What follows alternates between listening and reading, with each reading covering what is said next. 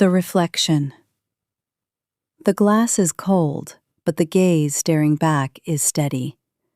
There are lines around the eyes that weren't there a lifetime ago, each one a map of a mountain climbed or a night spent wondering if the sun would actually show up the next morning.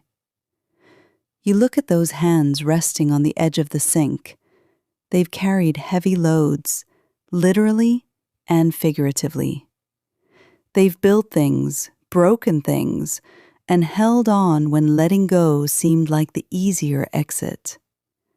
You tell yourself, look at you. You're still standing. Think about the years that tried to hollow you out, the seasons where the air felt too thin to breathe, and the silence of the room felt like a physical weight.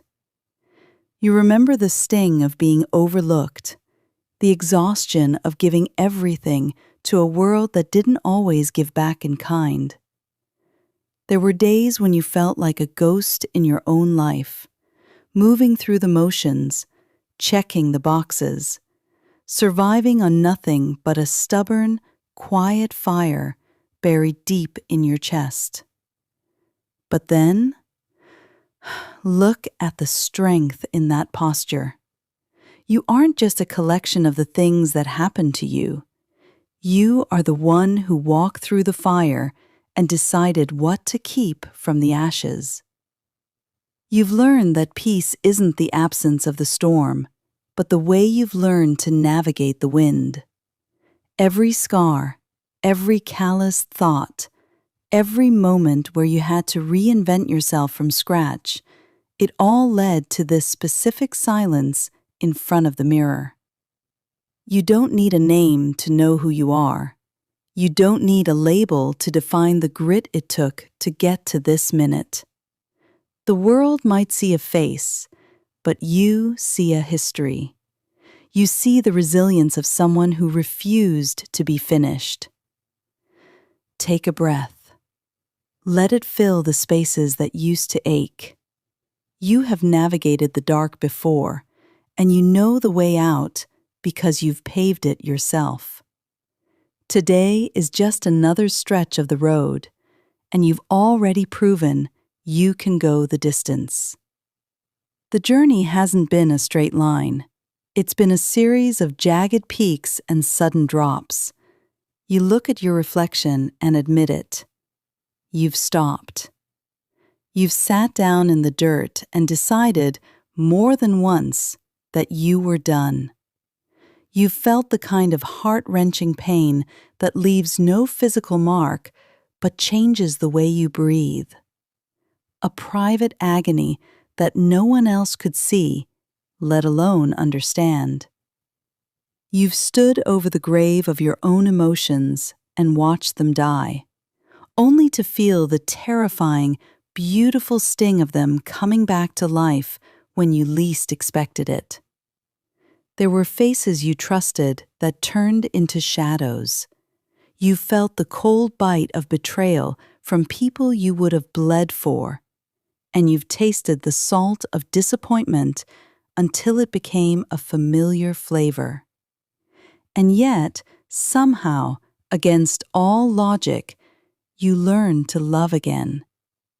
You didn't just survive, you expanded.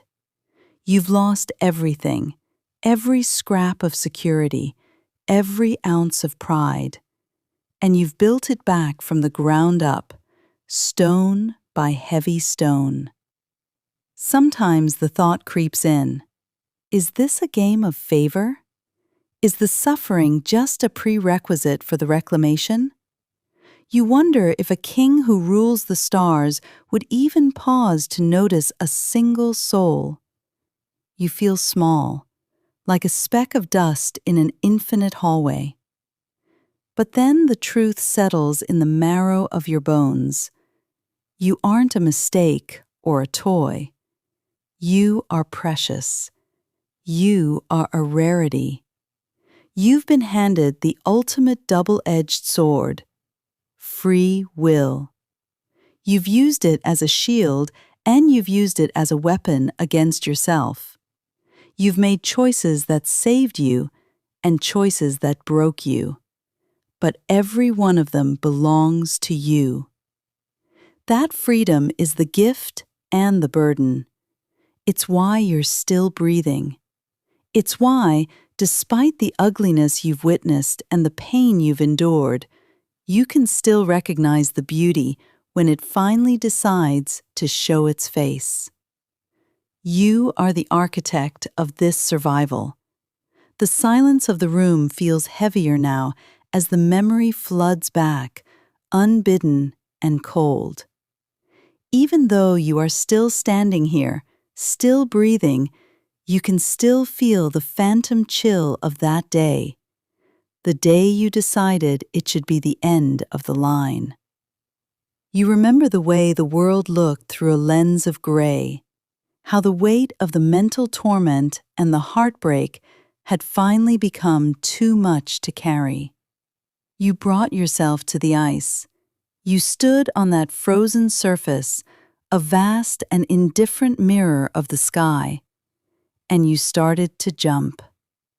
You wanted it to shatter.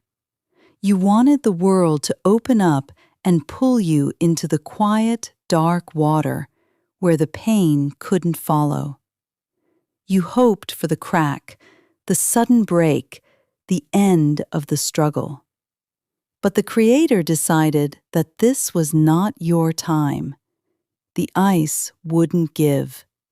It stayed solid beneath your feet, unyielding and firm. You fell to your knees and started to cry, the tears freezing against your skin as you screamed into the wind, wondering if this was the purpose of being human, to live forever in a cycle of misery and internal fire. In that moment of absolute brokenness, the truth arrived. It wasn't a whisper, it was a realization that settled in your soul like a heavy anchor. You understood then that the Creator loved you so deeply that even in the height of your agony, He wanted you to continue. You saw that the pain you were feeling wasn't the pain of demise or a sign that you were meant to be destroyed. It was the pain of expansion.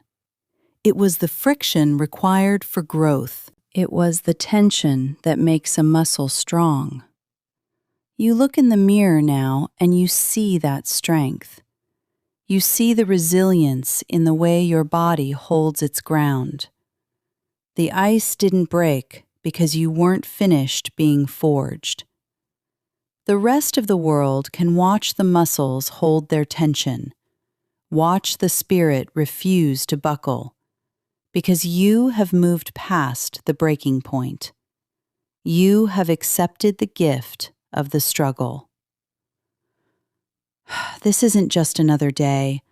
This is the final chapter of who you used to be and the first page of who you have become.